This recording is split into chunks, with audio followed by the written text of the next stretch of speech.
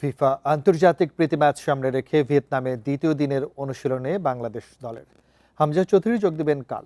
সমিতির সঙ্গে অনুশীলনে অংশ নিলেও হামজা চৌধুরীর অপেক্ষায় আছেন ডিফেন্ডার বিশ্বনাথ ঘোষ। কিংস অ্যারেনার পর ভিয়েতনামের ইয়থ ট্রেনিং সেন্টার অনুশীলন ঘাটতির আক্ষেপ রাখতে চায় না বাংলাদেশ। প্রথম দিন ১.৫ ঘণ্টার অনুশীলনে কৌশলগত উন্নতির দিকে নজর রেখে বিশেষ সেশন করেছে দল। দ্বিতীয় দিন ওয়েব সেশন ও ট্যাকটিক্সে গুরুত্ব ছিল কোচিং প্যানেলের। প্রতিপক্ষের আক্রমণ রুখতে ডিফেন্স নিয়েও কাজ হয়েছে।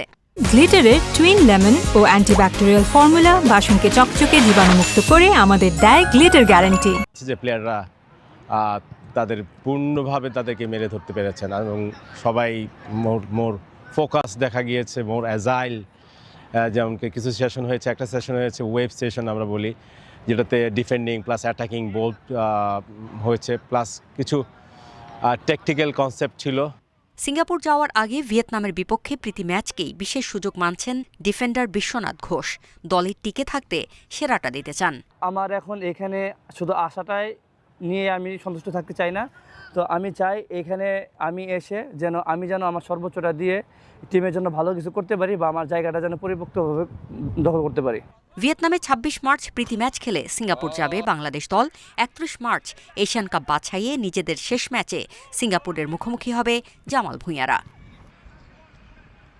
Farida Bakhtiara, independent news.